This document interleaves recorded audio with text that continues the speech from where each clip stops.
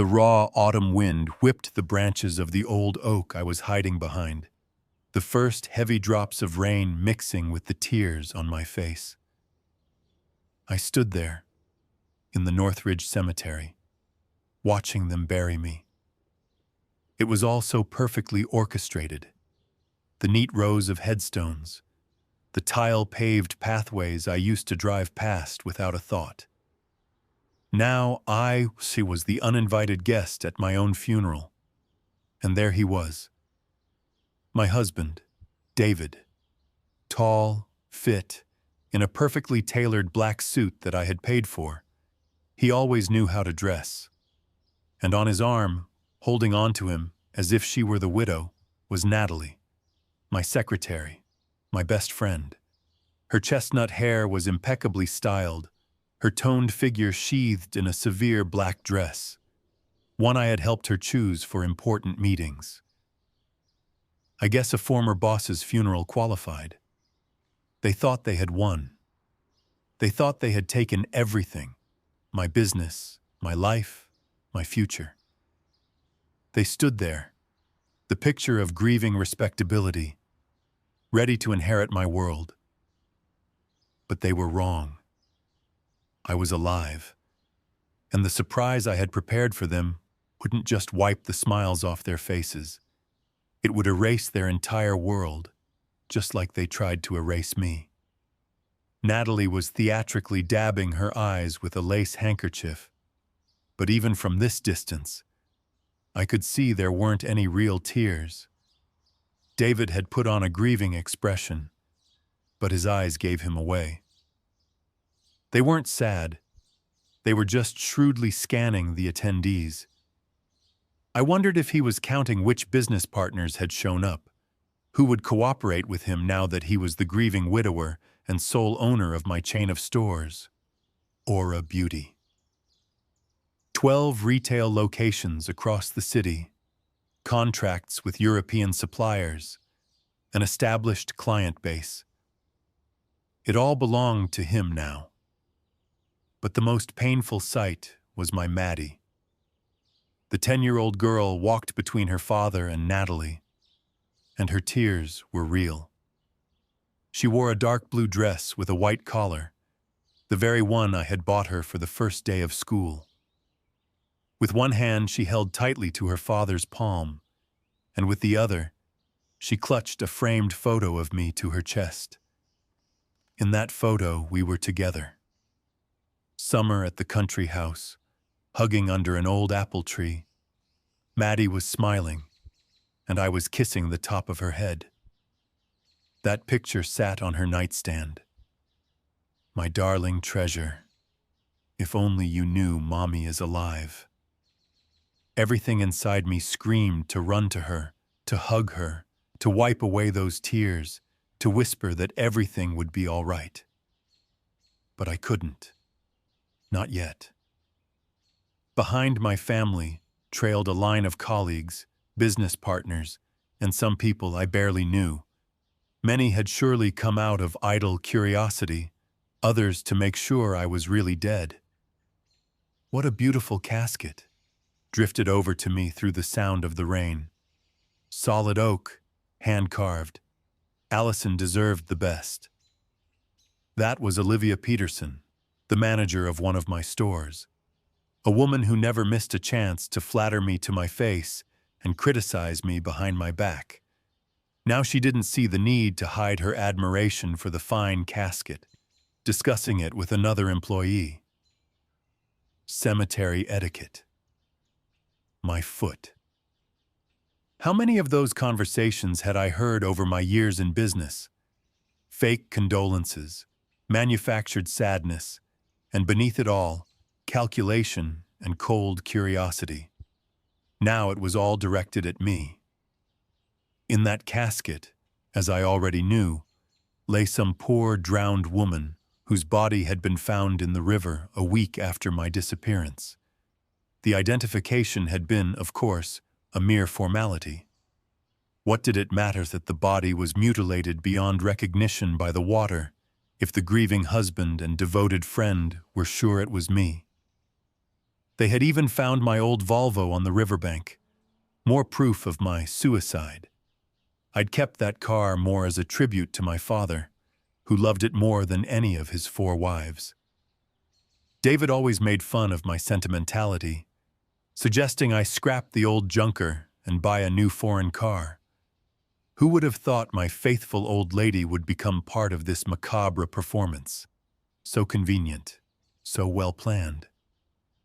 I pulled the hood tighter, feeling a trickle of cold rainwater run down my back. The old jacket Sergei had lent me was soaked through, but I couldn't leave. Something compelled me to stay and watch until the very end. It had been exactly 2 weeks since that evening when David suggested we celebrate our anniversary on the bridge over the river. Maddie stayed with the nanny, and we went off, supposedly for a dinner at a restaurant. But first, he said, he wanted to show me the place where he had proposed. Back then, 11 years ago, I was so in love I would have accepted a ring on the roof of a skyscraper or in the middle of a supermarket. The bridge seemed so romantic, the lights of the night city reflected in the dark water. A cliché scenario, a romantic evening, champagne, the lights of the bridge, and a blow to the head while I was admiring the water. The last thing I remembered was his eyes, cold, alien. Strangely, in that moment, I wasn't even surprised. Somewhere deep down, I had known for a long time that David had changed. Or maybe he had always been like that, and I just hadn't wanted to see it. He thought he had killed me, and he probably would have succeeded if the current hadn't washed my half-dead body to the shore where Sergei found me. It's amazing how fate plays with us sometimes. All it takes is one decision, one turn, and everything changes. If Sergei hadn't gone down to the shore that evening to paint his landscape, I would truly be lying in that oak casket right now. Instead, I was standing here, hiding my face under the hood of an old jacket, watching my own funeral. The bruises hadn't fully faded yet, yellowish spots on my cheeks under my eyes. My hair was cut short. It was easier to treat the wound on my head that way. Sergei had cut it awkwardly but diligently. Like after camp, he had joked then, and I didn't get the joke because I didn't remember any camps, or my childhood, for that matter. A grimace of pain distorted my face with every sudden movement. But I was standing. I was breathing. I was alive, unlike my reputation and my former life. How did I get here? Chance. Pure chance, if you can call it that. The sudden return of memory fragments and an impulsive decision to go to the city to learn the truth. Just this morning, I hadn't remembered my own name or my past. And now, before me, the final act of a play was playing out, in which I had already been written off. An elderly woman approached the casket. It took me a few seconds to recognize David's mother, Helen Petrovna. My mother-in-law had always been cool toward me, believing her son could have made a better match. Too business-oriented, she used to say about me, not particularly hiding it. Now she stood leaning on a cane, not crying, just looking at the grave with a detached expression. My older brother Andrew hovered nearby. He had flown in from Alaska, where he served as an army doctor. We hadn't seen each other in almost 2 years. He was always planning to visit, but something always came up. And now here he was, standing by my coffin, hunched as if under the weight of guilt. I barely restrained myself from calling out to him.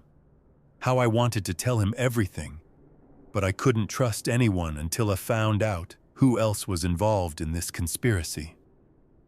The priest began the funeral service, and the melodic church hymns flowed over the cemetery. In Soviet times, such ceremonies were frowned upon, but now fashion for Orthodox rites had returned, especially among the wealthy. My parents were atheists, like most people of their generation. a pioneer childhood, Komsomol youth. That ideology was firmly ingrained in their lives. But my generation had come of age in different times.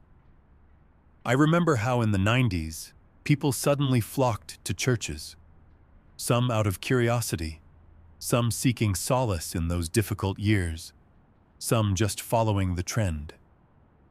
David always loved to keep up with trends, even in grief, even in fake grief. The rain grew heavier, and I wrapped myself tighter in the jacket. The cold made my old scars ache. A memory of that accident 3 years ago when Maddie and I had miraculously survived. That was the first time I noticed David had reacted strangely to our salvation, almost as if he was disappointed. No, it couldn't be. I must have imagined it. Or had I? Now, standing at my own grave, I was beginning to see many things in a new light.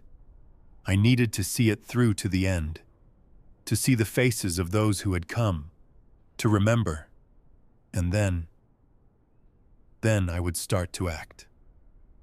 Because while they were lowering an empty casket into the ground for me, I was making a plan that would turn their triumph into a nightmare. As my grandmother used to say, dig a hole for someone else, you'll fall in yourself. Or another of her favorite sayings, however long the rope, it will end. David had dug a whole cemetery for me, but now it was his turn to fall into the abyss, and I was going to help him. The casket began to be slowly lowered into the grave. Maddie burst into even louder sobs, burying her face in her father's coat. Natalie mechanically stroked her back, but her gaze was directed somewhere to the side. They were already mentally dividing my inheritance, my life, my daughter. I didn't know where I would start, but I knew for sure I would finish in a courtroom. And when that moment came, I wanted to see their faces, especially David's face, when he realized his drowned woman had returned from the dead with one sole purpose: to restore justice. For now, I continued to stand in the rain, clutching my grandmother's old ring with a small ruby in my pocket. The only thing that connected me to the past when 2 weeks ago, I woke up in a strange house, not even remembering my own name. My grandmother had given me this ring in '86 before I started college. For luck, she had said. Apparently, my luck was of a peculiar kind. People began to disperse. David helped Maddie into a black Mercedes. Natalie walked behind, busily talking to someone on the phone. Work waits for no one, not even on the day of your former boss's funeral. It was time for me to leave too.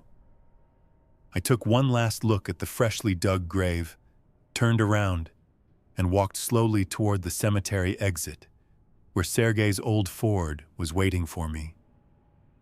Tomorrow, my new life would begin, and it would be the life of a ghost who had returned for justice. 2 weeks earlier, the forest cabin.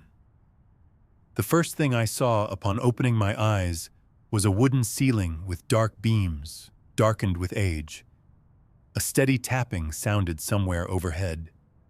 Drip, drip, drip. Rain? Or a leaky faucet? Strange spots swam before my eyes, making it hard to focus. The air was filled with the pungent smell of herbs, mixed with the aroma of freshly brewed coffee and raw wood. My head was splitting, as if a dozen nails had been driven into it. Every pulse beat echoed with a dull pain somewhere in the back of my head. I tried to sit up, but my body refused to obey. It was as if it wasn't mine. Alien, disobedient. "Please lie down, don't get up," a deep male voice said from somewhere to the side. "You have a severe concussion and hypothermia. You need rest."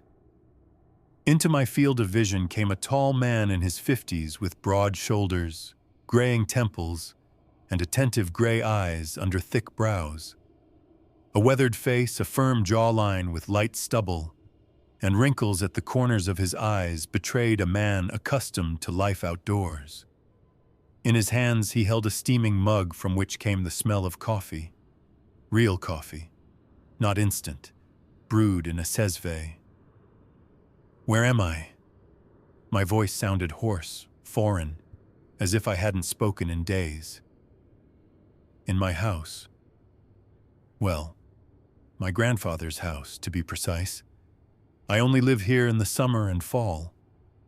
He sat on the edge of the bed and carefully brought the mug to my lips. "Try to drink a little. It will help." The hot drink burned my throat, but somehow cleared my mind. I looked around. A small room with wooden walls, covered in faded wallpaper, with a small flower pattern, the kind that was fashionable in the 70s. My grandmother's dacha had similar ones, but with daisies. These seemed to have little bells.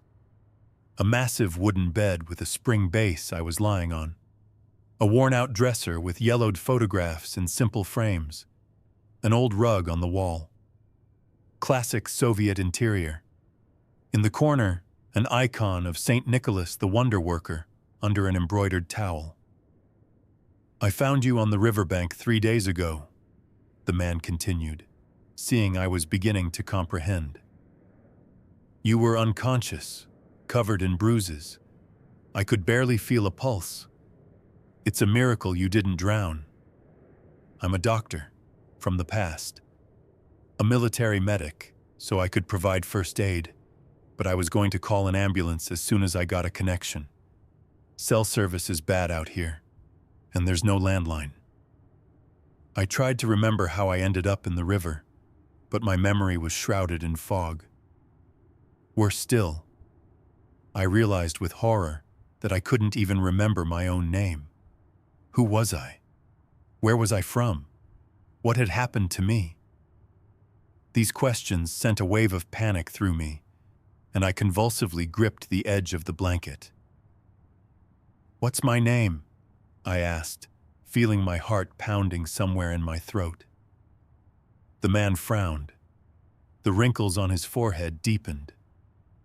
"You don't remember?" I tried to shake my head and immediately regretted it. The room spun before my eyes. Nausea rose in my throat. "There was no identification on you," he said after a pause. "Your clothes were soaked through. In your jacket pocket, just a napkin from some restaurant." And he handed me an antique ring with a small ruby in a tarnished silver setting. "This was on your finger."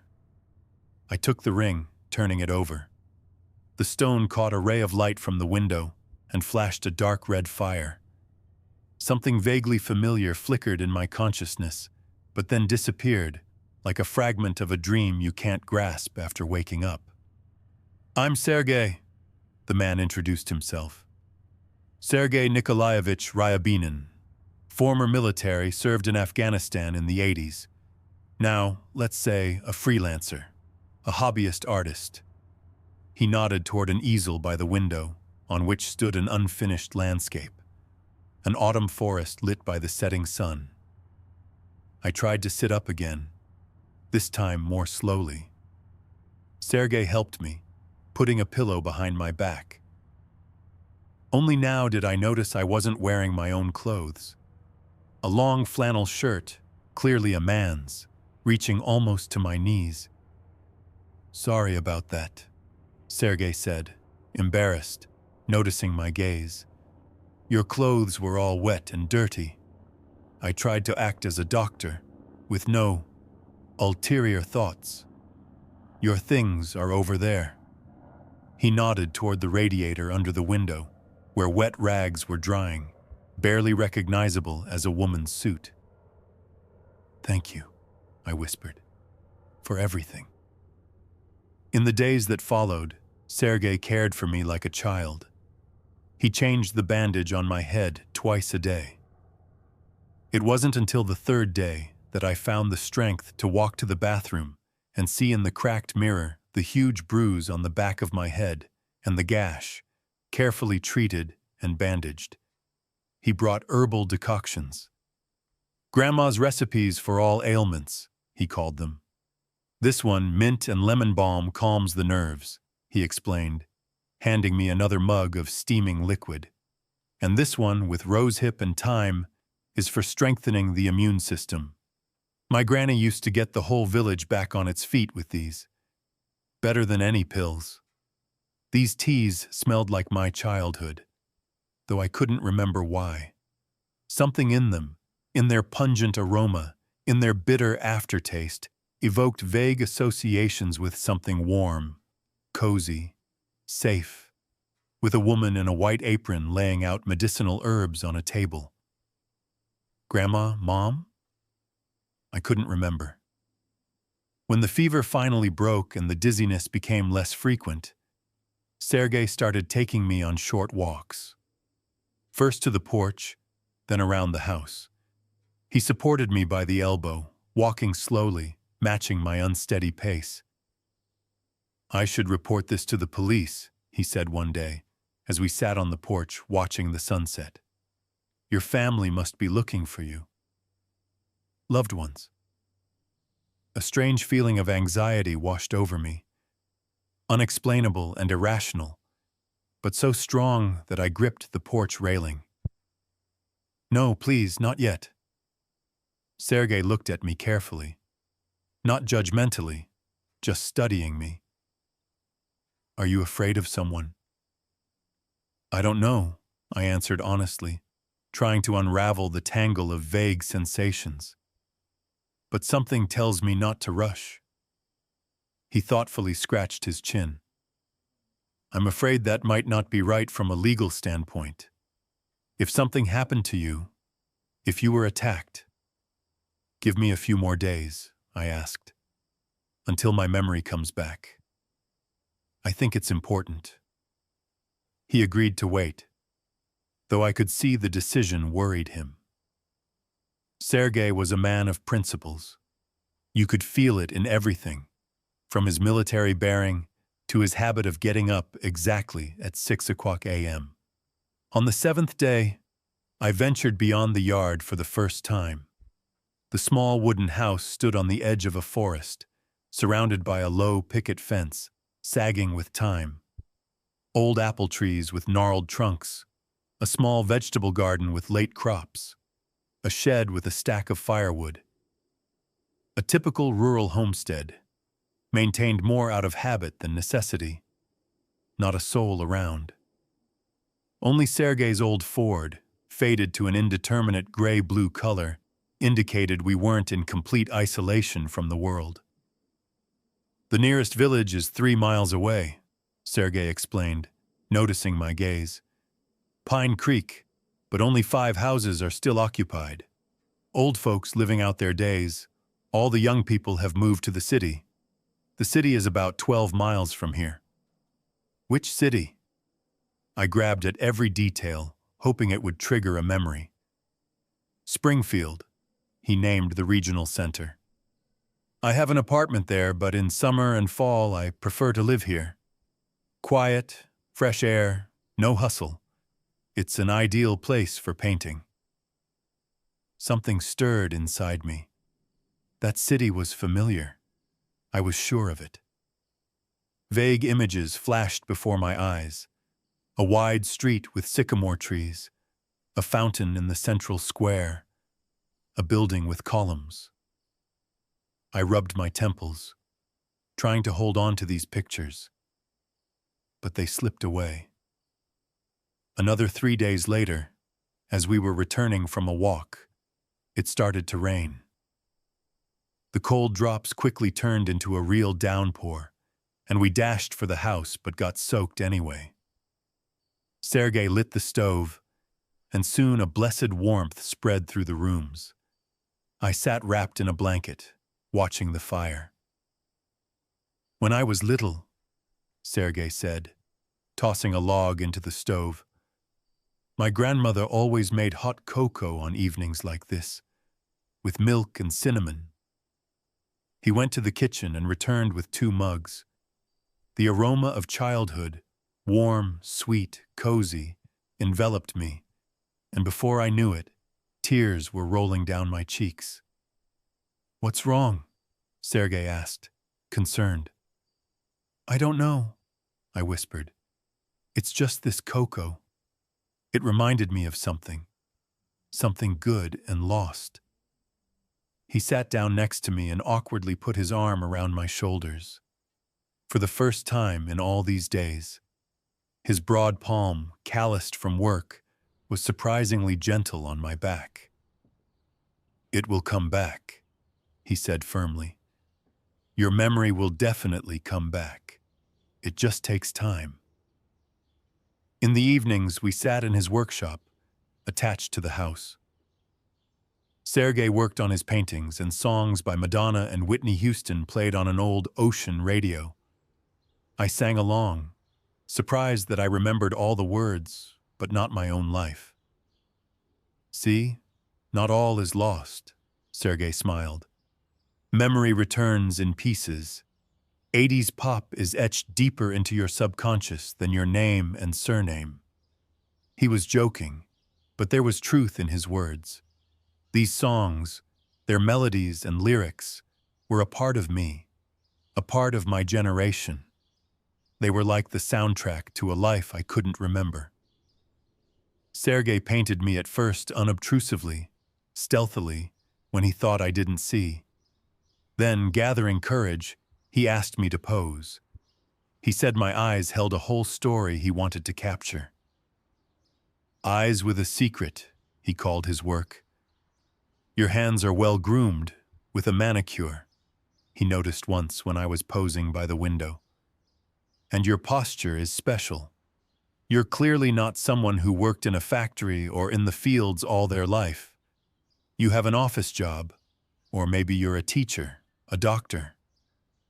I looked at my hands, trying to find a clue in them, but I only saw strange fingers that triggered no associations. The nails were indeed neat, with remnants of light polish. On the ring finger of my left hand, there was a strip of lighter skin, the mark of a ring or a wedding band. I'm married. Do I have children? These questions swarmed in my head, but there were no answers. In the evenings we played chess. I didn't remember the rules, but my hands seemed to know what to do. "Muscle memory," Sergei explained. "The body remembers what the mind has forgotten." It gave me hope. On the 10th day of my stay in Sergei's house, the first real memory hit me. We were drinking tea from an antique set that Sergei had taken from the cabinet specially for me. Fragile porcelain cups with elegant handles, painted with blue flowers. "My grandmother's," he said with pride, "from the 50s, brought from Leningrad. I treasure it like the apple of my eye. My mother only took it out for major holidays." I picked up a cup with blue flowers, brought it to my lips, and suddenly a picture of astonishing clarity arose before my eyes. A little girl with 2 tight chestnut braids sitting at a table covered with a snow-white tablecloth. Opposite her, a middle-aged woman with a tired but kind face was pouring tea from an identical set. "Careful, Maddie, the tea is hot," the woman said. "Maddie," I whispered, feeling a lump form in my throat. "What?" Sergei didn't understand. "Maddie," I repeated louder, and tears rolled down my cheeks. "My daughter. I have a daughter. Her name is Maddie." Sergei looked at me, not hiding his joy. "See, I told you. Your memory is returning." "She's about 10, maybe 11, I continued, choking on the words, afraid to lose this precious thread of memory. "She has chestnut hair, freckles on her nose. She loves to draw, loves strawberry ice cream." I fell silent because the memory broke off as suddenly as it had appeared. But its trace remained. a warm feeling in my chest, tenderness, love for this girl whose face I now clearly remembered.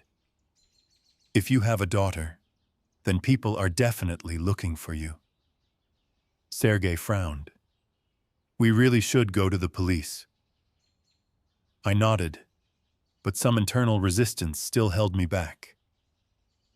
Let's wait another day or two. Maybe I'll remember more. That night, I couldn't sleep for a long time. My heart was beating like crazy at the thought that somewhere out there was my daughter, who might be looking for me or mourning me. Why wasn't anyone looking for me? What happened on that bridge? Why was I thrown into the river? An accident? Or something else? And who was I? In the morning, I was awakened by the sound of rain on the roof. It was gray and damp outside. Sergei had already lit the stove and was making breakfast, scrambled eggs with tomatoes and herbs from his own garden. I'm running out of groceries, he said, pouring coffee into cups. We'll have to go into town. We can stop by the police station, too. I nodded, feeling a strange mix of fear and hope. Finally, I would find out who I was. We left after lunch. The old Ford groaned on every bump, but stubbornly crawled along the rain-washed road. Sergei watched the road intently, occasionally commenting on particularly deep puddles. Good thing I have chains in the trunk, he said. Just in case. It's easy to get stuck in these parts. Finding a tractor to pull you out can take a while. I listened with half an ear, looking out the window at the passing autumn landscape. Yellow-red trees, faded fields, a leaden sky. Everything seemed so familiar and yet alien. Closer to the city, the road improved, and the Ford moved more cheerfully. I began to peer at the roadside signs, trying to see if they sparked any associations. Signs flashed by one after another. Pine Creek, 2 me, Millerton, 7 me, Springfield, 5 me. Maybe you'll remember something when you see the city, Sergei suggested. Familiar places, streets. I nodded, clutching my grandmother's ring in my pocket. The city greeted us with drizzling rain and evening lights. Sergei first stopped at a supermarket, bought groceries, then suggested, maybe we should drive through the center first, see if anything clicks. We drove slowly through the central streets. Something vaguely familiar flashed here and there.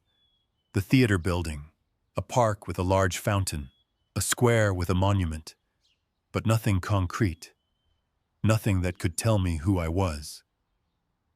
There's the police precinct. Sergei nodded toward a 2-story building with an American flag. Let's stop there. I almost agreed, but then my gaze caught on a newsstand on the corner, or rather, on a newspaper displayed in its window. A large headline read, "Farewell for Allison Sarah Corwell to be held Wednesday at Northridge Cemetery." Beneath the headline was a photograph. My photograph. "Stop," I whispered, gripping the dashboard. Sergei obediently slowed down. "What's wrong?" "That newspaper." I pointed a trembling finger. "Look at the picture." He looked at the newsstand, then at me, then back at the newspaper. His eyes widened. "Good God," he whispered. "That's you." I was already out of the car and rushing toward the kiosk. With trembling fingers, I pulled change from my pocket, bought the paper, and unfolded it. Tragically killed renowned businesswoman, owner of the Aura Beauty Cosmetics store chain, Allison Sarah Corwell. The body was discovered in the river a week after her disappearance. According to the preliminary investigation, a tragic accident occurred. I leaned against the wall of the kiosk, feeling my legs give way. "Allison Sarah Corwell," I said, tasting the name. "That's me. My name is Allison." Sergei held me by the elbow, helping me stay on my feet. "So they think you're dead?" His voice was shocked. "But how? Why?" I looked at the newspaper again. Wednesday. The farewell was on Wednesday. Today was Wednesday. The article listed the time, 11 a.m. It was now just after 10. "We need to go there," I said, feeling a strange, almost feverish excitement rising inside me. "To the cemetery. Right now." Sergei asked no questions. He just drove me to Northridge Cemetery and stayed waiting in the car, as I requested. And I, pulling the hood of his old jacket over my head, went to the place where they were preparing to bury me. That's how I ended up behind a tree in the cemetery, watching my own funeral and learning new details of my life from the faces of those who had come to say goodbye to me. The answers came suddenly and terribly, like a thunderstorm after a stifling summer day. They didn't just think I was dead. They wanted me dead. And now I knew who. We drove back to the forest house in silence. Sergei didn't ask questions, for which I was grateful. He only occasionally threw worried glances my way when he thought I didn't notice. The rain drummed on the roof of the Ford. The wipers squeaked as they swept drops from the windshield. This monotonous rhythm had a calming effect on my frayed nerves. In my head, like shards of a broken mirror, memories were fitting together one after another. Now that the dam had burst, they returned in a torrent, overlapping each other, creating almost physical pain. I remembered meeting David at a presentation of a new cosmetics line in '98. He was a young, promising lawyer, just graduated from university with honors. I was a budding entrepreneur with my first small store in a basement on the outskirts of the city. How romantically he courted me. How he won over my mother with his impeccable manners. How confidently he spoke of our future together. I remembered our wedding in 2000. Modest, but with all the traditions. The bride's ransom, driving around the city's bridges, a white dress bought on credit. My parents were just beginning to recover from the '98 default. There was no money for a lavish celebration. But how happy we were. How we believed in a bright future. I remembered Maddie's birth in 2003, the happiest day of my life. A tiny bundle with fluffy hair on her head and little fists, and proud Dad David with a huge bouquet of roses in the delivery room. I remembered the first major success of my business, opening a second store downtown. How David supported me, helped with legal issues. How the network gradually grew, a third store, a fourth, a fifth. And I remembered how gradually everything began to change. About 3 years ago, David started to distance himself, stay late at work, get irritated over little things. I chalked it up to fatigue, a midlife crisis. I didn't have much time for family myself. The business required constant attention, especially with the start of the economic crisis. And then Natalie appeared. David himself recommended her to me, energetic, competent, with experience at a large company. "You need a good personal assistant, honey. You'll work yourself to death at this pace." I remembered how they grew close without me noticing, busy with endless tasks. Business dinners, joint trips to conferences, long phone calls in the evenings. "Work stuff, honey. You know how important this contract is." And I remembered that evening on the bridge. David was unusually tender and attentive. He suggested we celebrate the anniversary of our meeting. 11 years since I first saw you, remember? Of course I remembered, and I melted from this sudden romance. I agreed to leave Maddie with the nanny and go to a special place. The bridge over the river, Champagne, the lights of the night city reflected in the water. "Look how beautiful it is down there," he said, putting his arms around my shoulders. I leaned over the railing. My fingers involuntarily reached for the back of my head, feeling for the scar. "Are you okay?" Sergei's voice snapped me out of the memories. I turned to him. We had arrived. The Ford was parked at his gate. Sergei looked at me with concern. "Yes," I answered, though it was far from the truth. "Just remembering." He nodded and silently helped me out of the car. The light drizzle had turned into a real downpour, and we, covered by Sergei's old raincoat for two, ran to the house. In another situation, it might have been funny. Two adults, like school kids, hiding from the rain. But now was not the time for laughter. At home, Sergei lit the stove, made tea, put a jar of dark ruby raspberry jam he had made himself on the table. At another time, I would have appreciated that taste of childhood. But now I could think of only one thing. "And Maddie, my daughter," I said, looking straight at Sergei. "I need to get back to her." He frowned. "After what I've seen, it might be dangerous for you to go back. She's with him." I couldn't bring myself to say David's name. "With the man who tried to kill me and with that woman." Sergei was silent, thinking over the situation. "We can go to the police." I gave a bitter laugh. "And what do I say? That I rose from the dead? That my husband tried to kill me? I have no proof, and he has a perfect alibi and friendly witnesses. He'll say I slipped, that he tried to save me, or that I have a clouded mind from the injury." "But you're alive," Sergei objected. "That's the main proof." "Proof of what?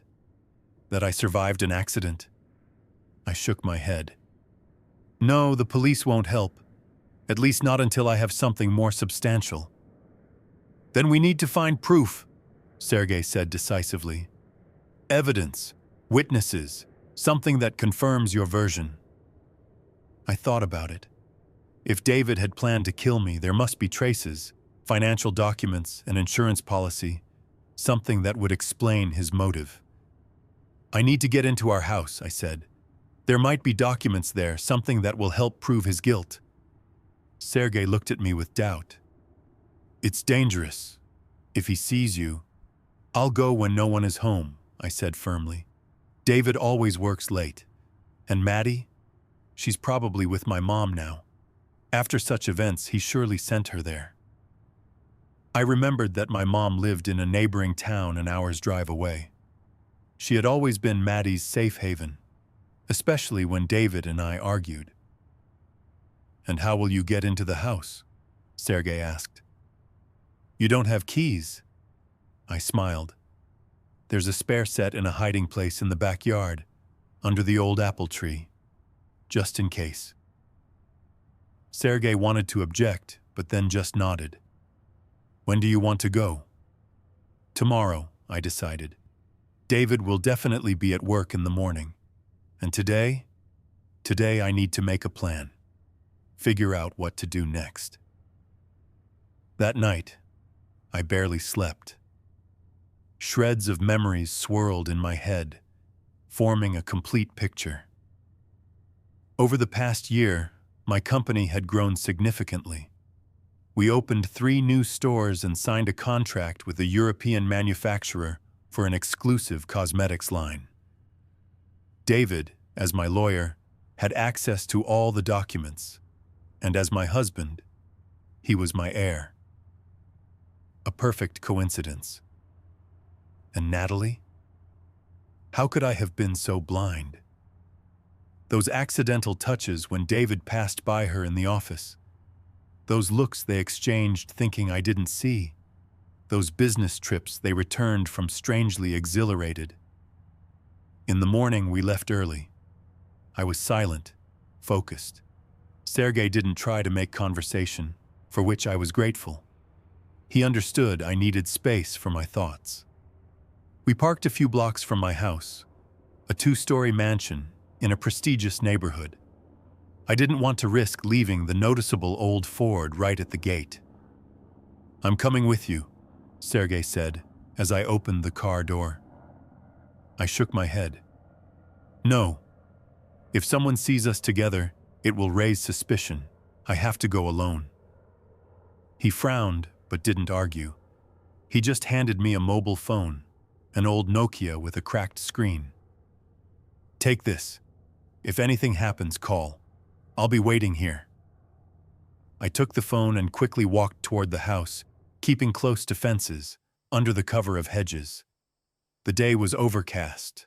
A light drizzle was falling. Perfect weather not to attract attention. On a day like this, people try to get to their destination quickly, not looking around. Reaching my house, I didn't go in right away. I stood across the street, studying the familiar silhouette. White walls, a tiled roof, a well-kept front garden with chrysanthemums, the last autumn flowers. The house David and I bought 7 years ago when the business took off. We had put so much effort into furnishing it. Every corner was thought out and loved, and now I stood before it like an uninvited guest, like a ghost. There was no car in the driveway, which meant David had already left for work. I walked around the back of the house, slipped through a small gate in the fence that we always left unlocked for the gardener. The backyard greeted me with neglect. Fallen leaves hadn't been raked. The flower beds were overgrown with weeds. Only 2 weeks had passed, and the house already looked orphaned. I found the hiding place under the old apple tree, a hollowed-out niche in the roots, covered with bark. The keys were there, wrapped in an oiled cloth, just as I had left them. With a pounding heart, I approached the back door, inserted the key into the lock, and froze, hearing a sound inside. Someone was there. I jumped back from the door and hid behind a lilac bush. Who could it be? David came back? The housekeeper? A burglar? The door opened, and Natalie appeared on the threshold. My faithful secretary and friend, my husband's mistress and accomplice to my attempted murder. She looked impeccable, as always. An elegant business suit, a neat hairstyle, subtle makeup. In her hands, a file folder. She closed the door, checked if it was locked, and walked quickly toward the gate. I pressed myself into the bush, afraid to breathe. Natalie passed within a few steps of me without noticing. I could even smell her perfume, French, expensive, the one I had recommended to her myself. "This will suit your type," I had said then. When the sound of her footsteps faded, I waited a few more minutes and only then cautiously approached the door. I opened it with my key and walked into the house that until recently had been mine. Inside, everything looked almost the same as I remembered. Almost. A few details were missing. Photos of me from the mantelpiece, my favorite throw blanket from the sofa, a vase I had brought back from Italy. It was as if I was being carefully, bit by bit, erased from this space. I sneaked into David's office, an austere room with an oak desk and a leather chair. This is where he worked from home, where he kept important documents. The safe was behind a painting, cliched, but practical. I knew the code, his mother's birthday. David had always been more attached to her than to anyone else. Opening the safe, I saw neat stacks of papers, insurance policies, property deeds, contracts. I began to quickly look through them, searching for anything suspicious, and found it. A life insurance policy taken out 6 months ago, a large sum payable in the event of my death. The sole beneficiary, David Corwell. There it was, the motive. I took a few pictures of the document with Sergei's phone, then continued searching. In a desk drawer, I found a folder with my company's logo. I opened it and froze. It was a corporate restructuring plan with a new management structure where David was listed as CEO and Natalie as COO. I was completely absent from this scheme. They had been planning this long before the accident, preparing, waiting for the right moment. I started photographing these documents when I heard the sound of the front door opening. My heart stopped. Someone had entered the house. I quickly closed the folder, put it back, closed the drawer. I closed the safe too, hung the painting back, and looked around. Any traces of my presence? Seems clean. I cautiously approached the office door and listened. Footsteps echoed in the hallway. Heavy, male, David. But why had he come back so early? Panic seized me. I needed to leave urgently, but how? Through the front door was impossible. He would see me. The back door was risky too. I'd have to go through the living room, and David could walk in there at any moment. The only option left was the office window. Fortunately, we lived on the ground floor. I quietly pushed the window open, trying not to make noise. Cold autumn air rushed into the room. I carefully swung my leg over the windowsill. "Who's there?" David's voice sounded very close. I froze. Had he heard me? My heart was beating so loudly, its pounding seemed to echo through the whole house. The office door began to open. I lunged outward, practically jumping out of the window. I landed painfully on the wet ground, but didn't stop. I ran for the fence without looking back. "Hey, stop!" David yelled from the window. He had seen me, but had he recognized me? I didn't dare look back to check. I vaulted over the low fence and rushed away, weaving between neighboring yards, trying to hide as quickly as possible.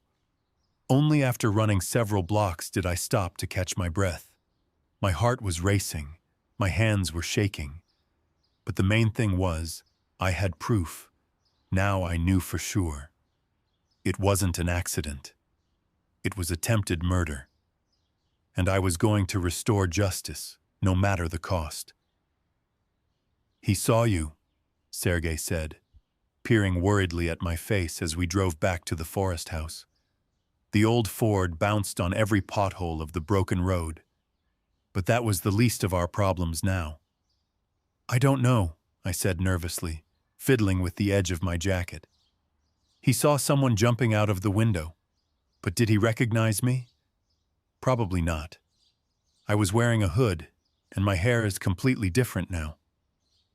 The haircut Sergei had given me after the injury had really changed my appearance dramatically. Instead of my usual long hair down to my shoulder blades, I had a short pixie cut. Here and there, traces of dried blood were still visible.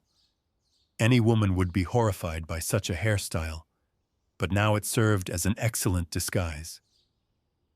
"This changes things," Sergei said grimly, looking at the road. "If he suspects something, what will he do?" I smirked. "Report to the police that the ghost of his dead wife was in his house, or that some thief was photographing insurance documents instead of stealing valuables?" I took out the phone and scrolled through the pictures I'd taken. The quality wasn't ideal. The old Nokia couldn't boast a good camera, but the text was quite readable. A $5 million insurance policy taken out 6 months before the accident. A corporate restructuring plan with new management. A preliminary agreement with a foreign investor who was supposed to invest money in the business after my death. All documents signed by David as the heir and successor.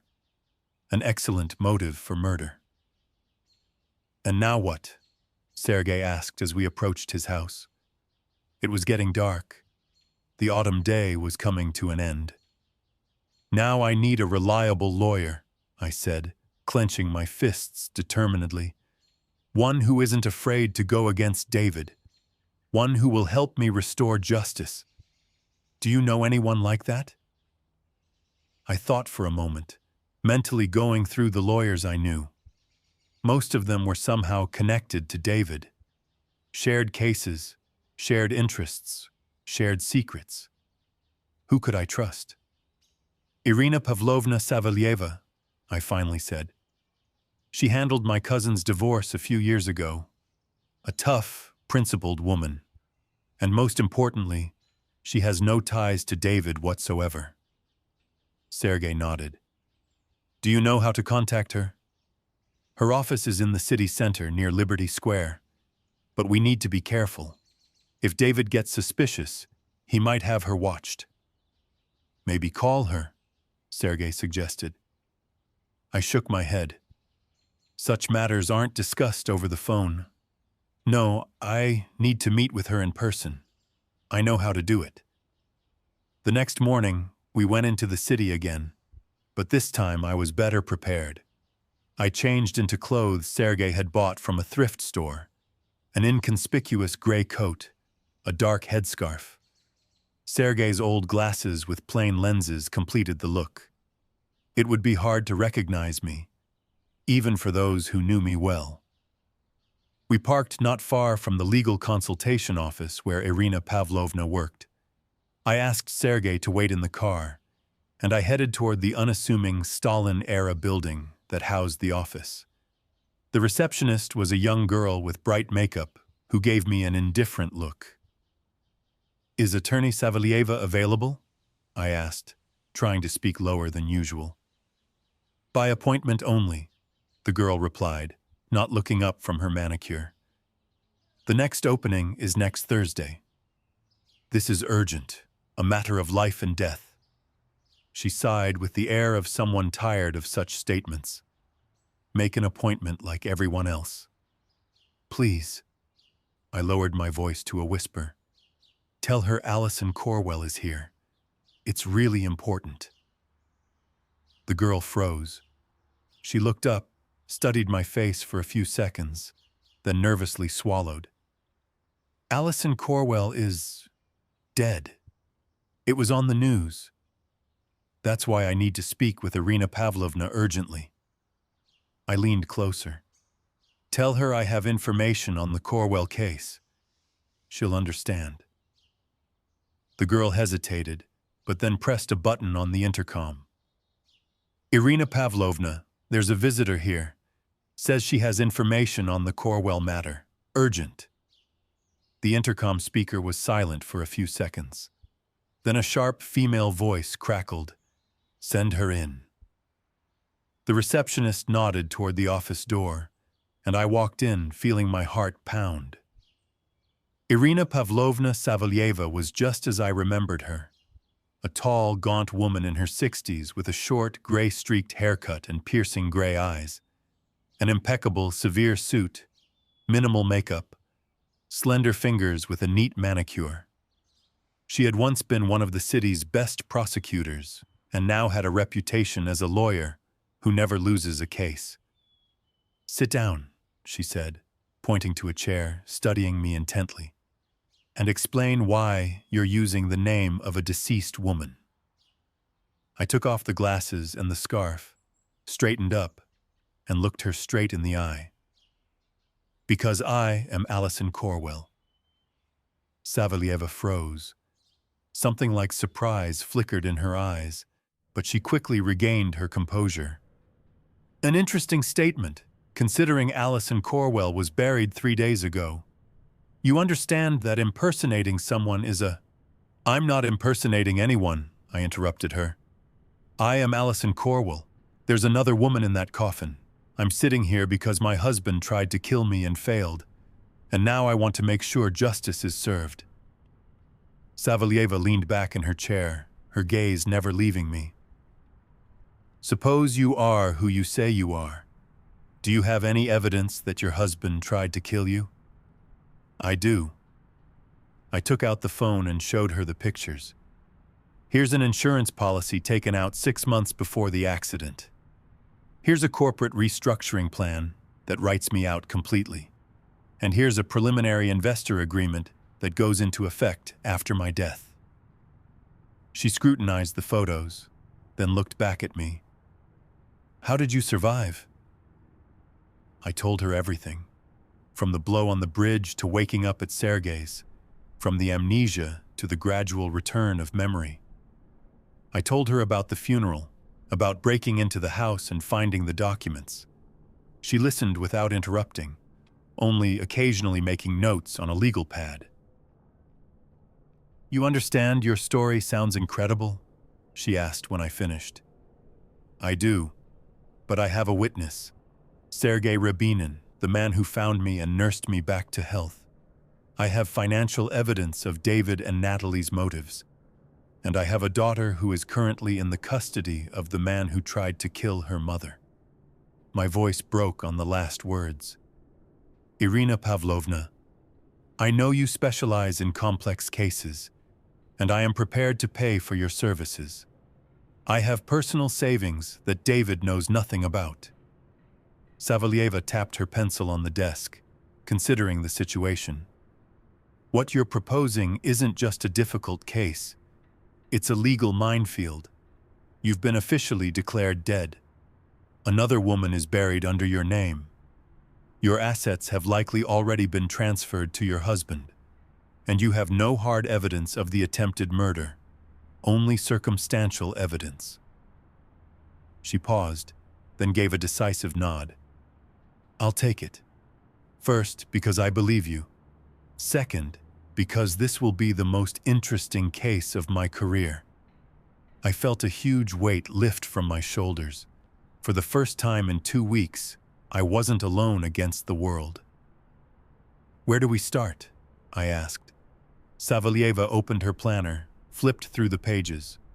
First, we need to lay the groundwork. Gather irrefutable proof that you are who you say you are.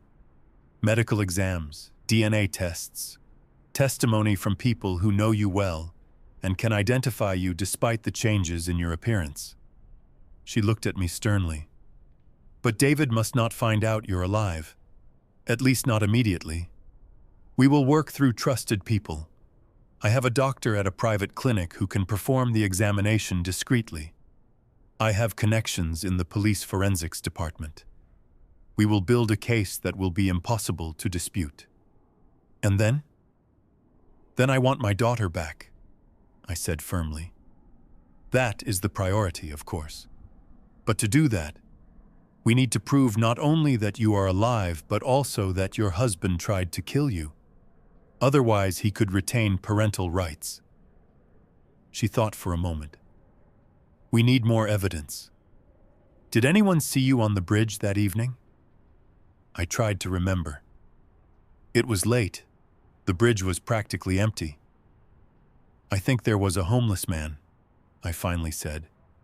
He was sitting on a bench not far from where it happened. David gave him some money to leave, but maybe he saw something. Good. Savalieva made a note. We'll find him. What else? Natalie, I said, clenching my fists as I said the name. She must know about David's plans. Maybe she has some evidence of his guilt. Correspondence. Phone calls. Excellent thinking, the lawyer nodded. We need to keep an eye on her too. And we also need to find out who the woman they buried instead of you is. That could provide additional leads. We spoke for about another hour, developing a strategy. When I was about to leave, Savalieva suddenly asked, Where are you staying now? Do you need a safe place? With Sergei, at his forest house. No one will find me there.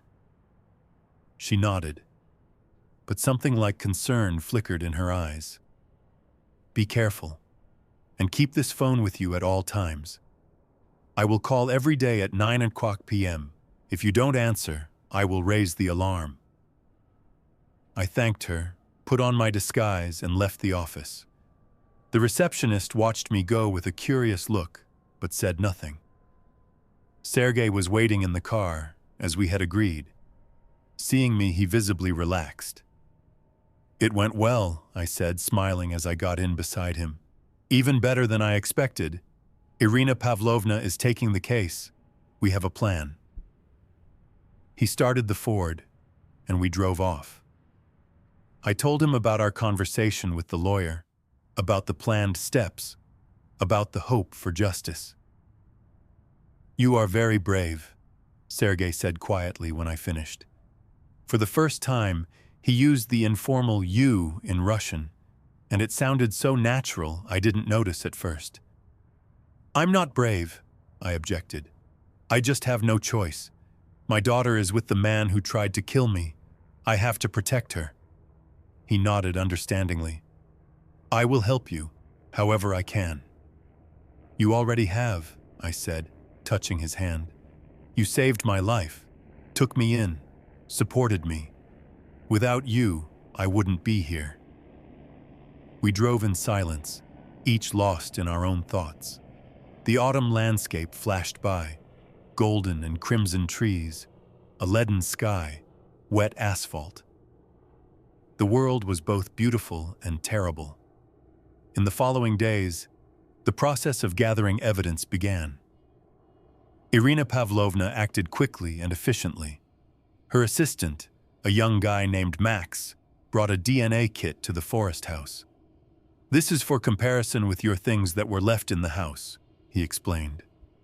A hairbrush, a toothbrush, anything that contains your biological traces. We will obtain them covertly for comparison. Max also brought a professional camera and photographed my scars, especially the wound on the back of my head. These pictures were to become part of the medical examination. And Irina Pavlovna found that homeless man, he reported, packing up the equipment. His name is Stepan. He's been living under the bridge for several years, and he did see something that evening. What exactly? I froze. He saw a man hit a woman on the head and push her off the bridge. Then he got into a car and drove away. Stepan didn't intervene. He was scared, but he remembered the man's face and the license plate number. It was our first real victory. Now we had a witness, a homeless man, not the most reliable from a court's perspective, but he had seen what happened. It was something. Sergei was my support during those days. He drove me to secret meetings with Savalieva's people, helped me process information, held me when despair threatened to overwhelm me. And in the evenings, we sat by the stove, drank tea, and talked about everything. Life, the past, the future, hopes, and disappointments.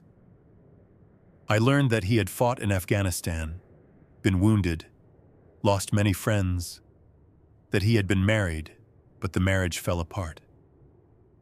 His wife couldn't handle his nightmares and sudden fits of rage, echoes of his military trauma, that he started painting as a form of therapy, and it saved him from self-destruction, that the house we were living in belonged to his grandfather, a forester who taught him to love nature and find solace in it. And he learned my story, how I started my business from one small store, how I survived defaults and crises, how I rejoiced at the birth of my daughter, and how I gradually grew distant from my husband, immersing myself in work. How I didn't notice when love turned into habit, and then into indifference. You know, I said one evening, as we sat on the porch watching the sunset, sometimes I think this was all a strange form of salvation. Yes, David wanted to kill me, but what if it was necessary for me to finally wake up, to see that I wasn't living my own life? Sergei looked at me in surprise. You think he did you a favor by trying to kill you? I laughed. Of course not. He's a criminal, and he must answer for his actions, but I'm talking about something else.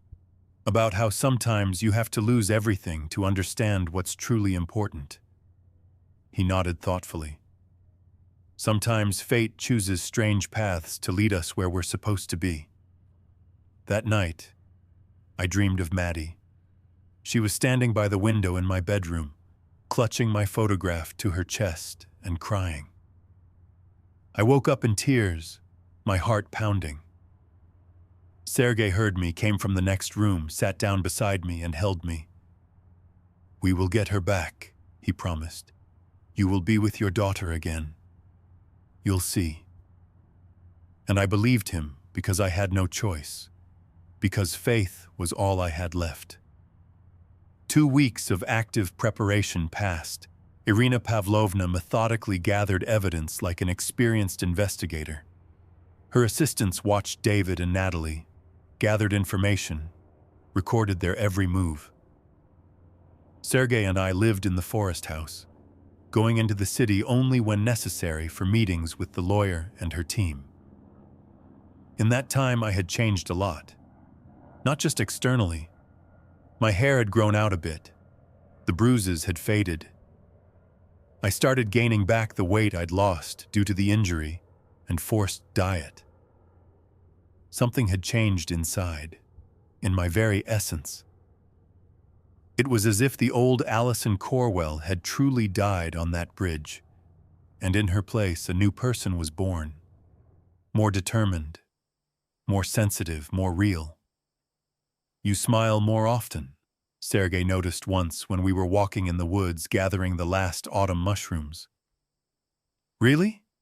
I was surprised. "Strange, given the circumstances." He shrugged. "Maybe it's because you're no longer playing a role expected of you. You don't have to be a successful businesswoman, a perfect wife, an impeccable mother. Just yourself." His words made me think. Had I really been playing a role all this time without even realizing it? Maybe my former life, with its constant race for success, profit, and social recognition, hadn't been entirely mine.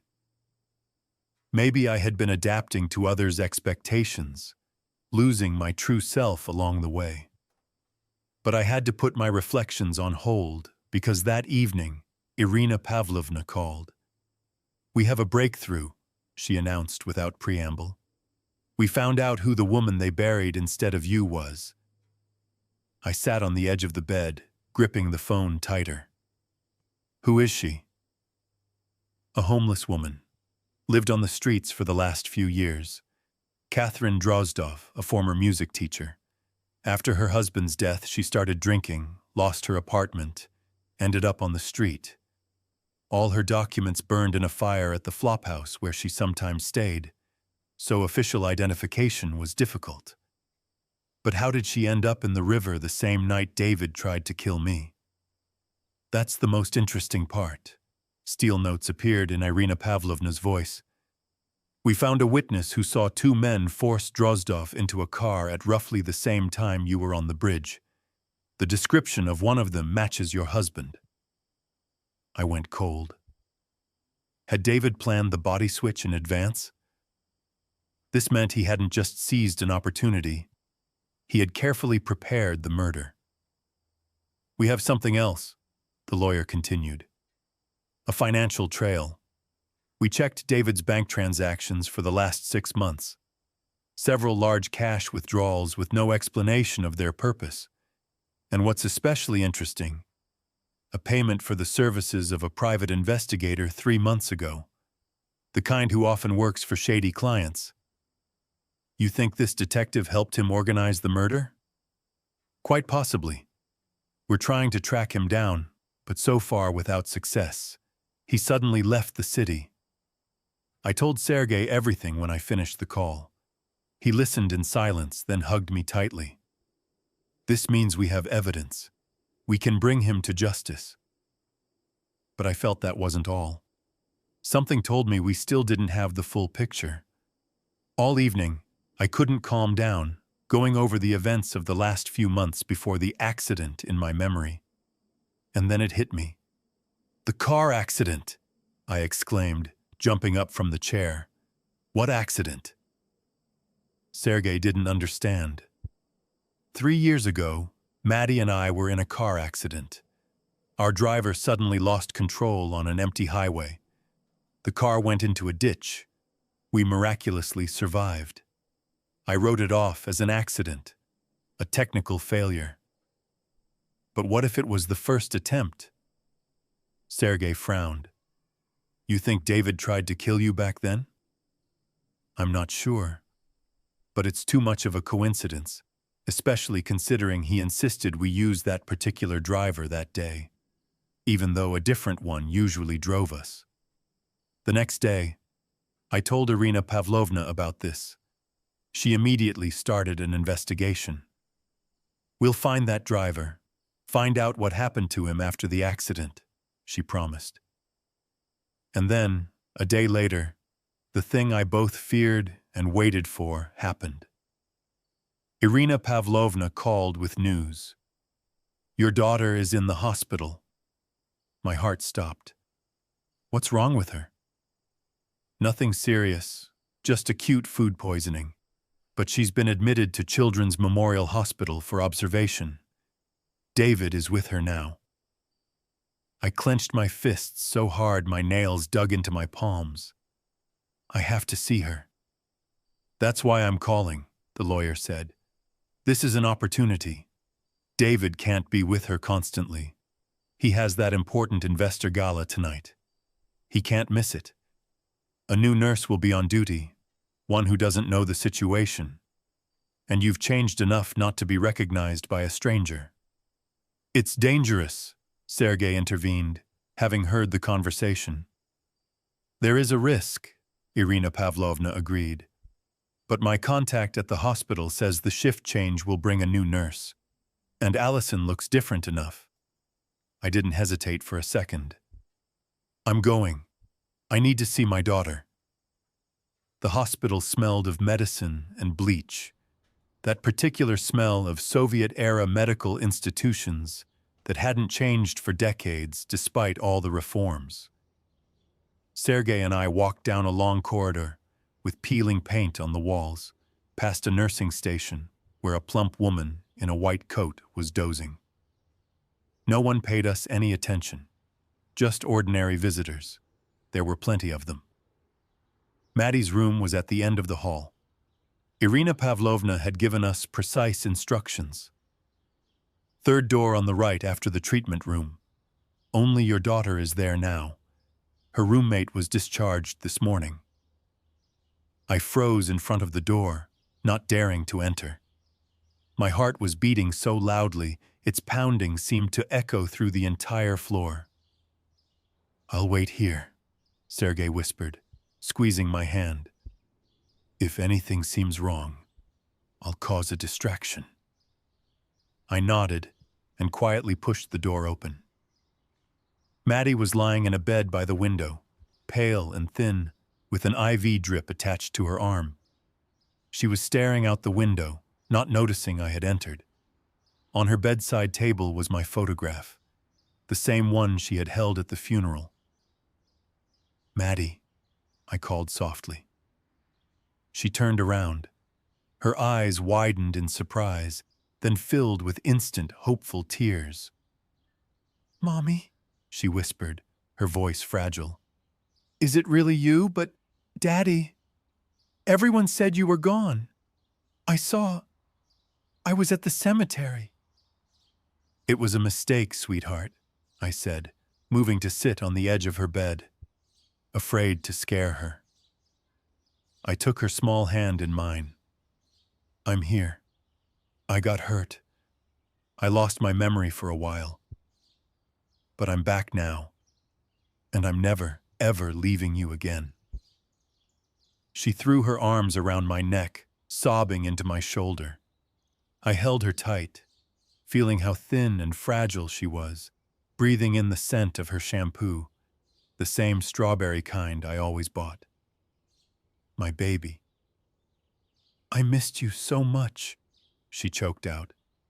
I was so scared. Daddy said I had to be strong, but I couldn't.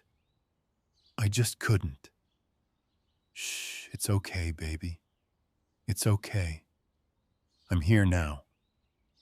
I stroked her hair, my own tears falling freely. I'm right here. You're really coming home? she asked, pulling back to search my face. We'll live together again? Soon, my love. Very soon. I just have to take care of a few things first. But I promise I will never leave you again. Is it because of Daddy? She asked suddenly, her child's intuition slicing through the lies. Did you have a fight? Why do you say that, sweetie? I heard him talking to Aunt Natalie. They thought I was asleep. Daddy said something like, now that she's gone, we're free. And they laughed, and then they kissed. She wrinkled her nose in distaste. Aunt Natalie sleeps in your spot now. I took a deep, steadying breath, pushing down the white-hot rage. This wasn't the time. Listen to me, Maddie. This is very, very important. You cannot tell anyone you saw me. Not Daddy, not Natalie, not the doctors, no one. Can you promise me that? It's a secret mission. She nodded, her face solemn. I promise. Like a spy. Exactly. Like a spy. I kissed her forehead. I have to go now, but I will come back for you. Very soon. Footsteps echoed in the hall. Sergei peeked in, giving a warning signal. I love you, my brave girl, I whispered, giving her one last fierce hug. I love you too, Mommy. I'll keep the secret. I slipped out of the room, tears streaming down my face. Sergei put his arm around me, and we hurried down the corridor. Only when we were in the safety of his Ford did I let the sobs rack my body. I have to get her out of there, I cried, my face in my hands. I can't leave her with them. We will get her back, Sergei said, his voice firm. But we must do this right. We cannot risk it all now. He was right. I knew he was right. But the primal fear of a mother separated from her child was a physical pain. Irina Pavlovna's plan accelerated. She found our former driver, Nick Zotov. David had paid him a large sum to leave town after the accidental car crash 3 years prior. Another attempted murder I'd miraculously survived. Another life insurance policy was discovered, dated just before that incident. The pattern was chillingly clear. The final piece of the puzzle was the woman in the river. Her name was Catherine Drozdov, a former music teacher who'd become homeless after her husband's death. A witness came forward. He'd seen 2 men force her into a car near the bridge that night. The description of one matched David. The net was closing. Savalieva decided the time to strike was at the investor gala for my company's new product line, the very event I had planned months ago. David and Natalie would be there, center stage, presenting themselves as the new leaders of Aura Beauty. The symbolism was perfect. The night of the gala, the grand ballroom of the hotel was packed with the city's elite. The air hummed with conversation and clinking glasses. Sergei and I blended into the back of the crowd. Irina Pavlovna and a trusted state investigator, along with a few plainclothes officers, were positioned near the stage. Right on time, David took the stage, confident and smiling in a tuxedo. Natalie stood beside him in a sleek black gown, wearing my pearl necklace.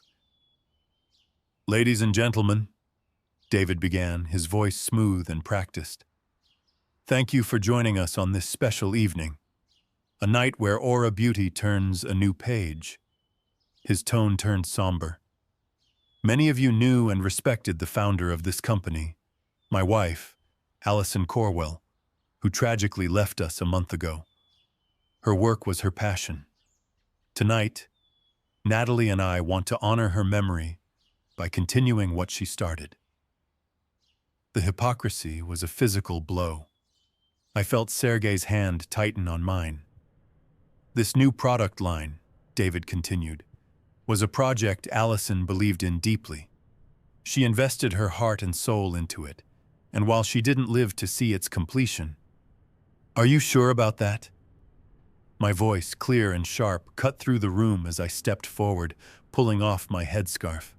The crowd gasped. David froze mid-sentence, his face draining of all color. Natalie gripped the podium, her knuckles white. Are you so sure I didn't live to see it, David?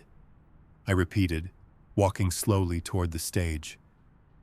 Allison, he whispered, the microphone picking up his stunned disbelief. But how? Disappointed? I asked, my voice cold. You tried very hard, on the bridge, and 3 years ago in that accidental car crash, but it seems I'm harder to kill than you thought. This is insane, David blustered, trying to regain control. What accusations? What crash? You're clearly unwell. You've had a traumatic injury. The injury you gave me, I stated calmly. A blow to the head, then a push into the river. Very convenient, especially when you'd already arranged for a substitute body. Poor Catherine Drozdov. What did she ever do to you? David's composure finally broke. He took a step back, pure panic in his eyes. This is nonsense, Natalie shrieked. She's delusional. Security! Don't bother, Irina Pavlovna said, stepping forward. The investigator and his officers moved toward the stage. David Corwell, Natalie Sokolova, the investigator announced in an official tone. You are under arrest for the attempted murder of Allison Corwell, conspiracy to commit murder, fraud, and falsification of evidence. David made a sudden move as if to run, but an officer was already there, restraining him. As they were led away, the ballroom erupted into chaos. Camera flashes popped. Journalists scrambled for a story. It was over. Sergei was at my side instantly. Let's go get Maddie, I said, feeling a profound, weary calm settle over me. It's time to take her home. The legal proceedings that followed were long and public. David, faced with irrefutable evidence, the insurance policies, the corporate plans, Nick's testimony, Stepan's eyewitness account, and the evidence surrounding Catherine Drozdov's death, eventually broke down and confessed, implicating Natalie in a desperate plea deal. She, in turn, blamed everything on him. He was sentenced to 15 years. She received 10. I sold my majority stake in Aura Beauty, keeping a small share and a seat on the board. The money ensured a new future for me and Maddie, far from the cutthroat world that had nearly consumed me. We bought a house not far from Sergei's cabin, a spacious wooden home surrounded by trees, where the air was clean and the only sounds were the wind and the birds. Maddie healed with the resilience of children. There were nightmares and questions, but with time, patience, and therapy, she began to smile again. And Sergei was her steady rock. He didn't try to replace her father. He simply became himself, kind, strong, and endlessly patient. He taught her to fish, to identify constellations, to appreciate the quiet beauty of a sunset. One evening, months later, we were all on the porch of our new home. Maddie was laughing at something Sergei had said, her face smudged with dirt from the garden. The setting sun painted the sky in brilliant oranges and purples. Sergei caught my eye and smiled, a warm, slightly shy smile that still seemed surprised by his own happiness. He reached into his pocket. I have something for you, he said. I was going to wait for a special occasion, but it seems like every day with you is one. He handed me a small box. Inside was a simple, beautiful ring with a small sapphire set in a silver band. It's not a diamond, he said, rubbing the back of his neck awkwardly. It's perfect, I whispered, tears of joy welling in my eyes. It's the most perfect ring I've ever seen. He took my hand, his calloused fingers gentle. Allison Corwell, he said, his voice steady and sure. Will you marry me? I laughed through the happy tears. Yes, of course I will. Maddie came running over. Mom, Sergey, did you just get engaged? She squealed. We did, sweetie, I said, pulling her into our embrace. If that's okay with you. Okay? She laughed. I was going to ask you when you were going to. It's so obvious you love each other. Sergey hugged us both, his laughter a deep, joyful sound. My smart girl. You see everything, don't you?